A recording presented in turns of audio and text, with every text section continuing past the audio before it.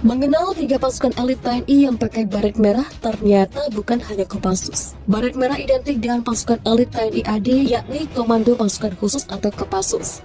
Ternyata di tubuh TNI ada 3 satuan elit yang memakai baret berwarna merah.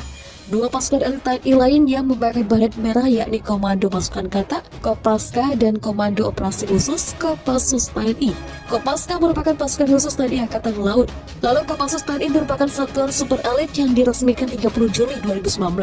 Kopassus TNI merupakan gabungan pasukan elit 3 matra yakni Satgultor 81 Kopassus TNI AD, Denjaka dari TNI AL, dan Satgrafus 90 dari TNI AU.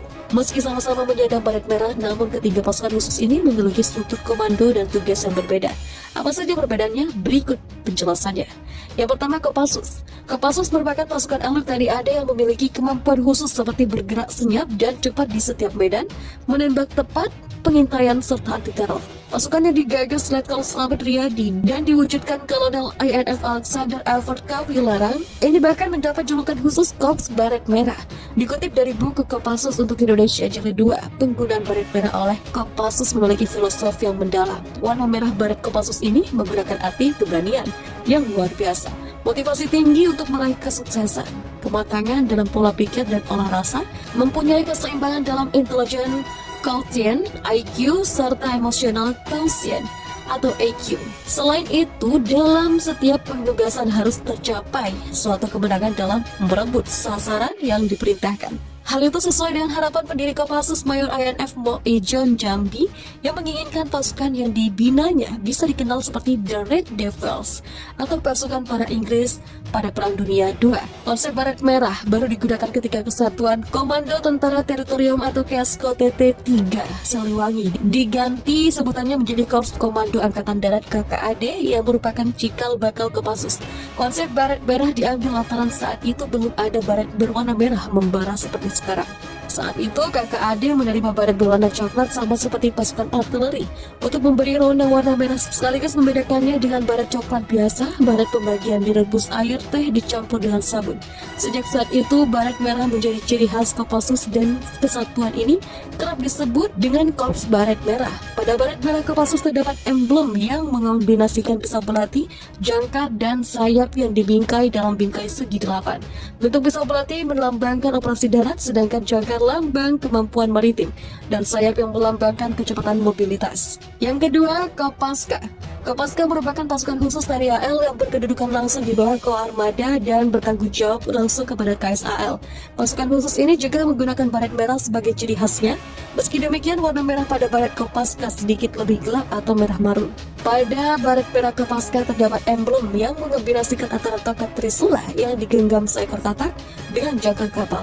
Di atasnya terdapat kata Kopaska, sedangkan di bawahnya tertulis semboyan Tanhana Wigna Tansirna, yang berarti tidak ada rintangan yang tak dapat diatasi. Korps yang secara resmi didirikan pada 31 Maret 1962 oleh Presiden Soekarno ini sebenarnya sudah ada sejak 1954. Bapak dari Kopaska yaitu Kapten Pelaut Iskak dari Sekolah Pasukan Kata Angkatan Laut di Pangkalan Angkatan Laut Surabaya. Sama dengan pasukan khusus lainnya, Kopaska juga mengemban tugas operasi rahasia, hanya saja Kopaska lebih kepada aspek laut seperti operasi amfibi, operasi khusus, dan dukungan-dukungan lain guna memperlancar operasi-operasi TNI AL. Tugas utama dari pasukan ini yaitu peledakan atau demolisi bawah air, termasuk sabotase atau penyerangan rahasia ke kapal lawan dan sabotase pangkalan musuh, torpedo berjiwa, penghancuran instalasi bawah air, pengintaian, mempersiapkan pantai pendaratan untuk operasi amfibi yang lebih besar, serta anti-teror di laut atau maritime counter-terrorism.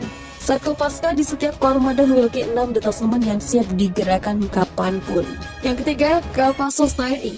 Kopassus TNI merupakan pasukan elit yang diresmikan pada 30 Juli 2019 oleh Panglima TNI saat itu yakni Marsikal TNI Hadi Cahyanto.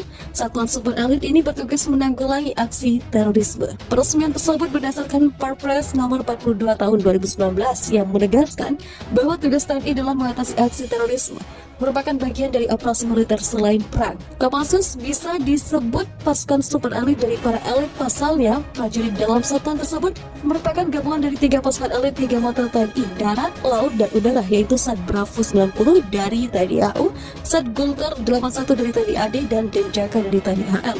Operasi khusus yang dilakukan Kopassus TNI mencakup operasi di dalam maupun di luar negeri yang berkaitan dengan penanggulangan terorisme, kasus teror yang mengancam ideologi, kedaulatan, keutuhan, dan keselamatan Indonesia. Kopassus bertugas menanggulangi aksi-aksi terorisme sebagai penangkal, penindak, dan pemulih terorisme di dalam dan luar negeri. Sebanyak 80% kegiatan Kopassus adalah intelijen alias observasi jarak dekat, sementara 20% lainnya penindakan.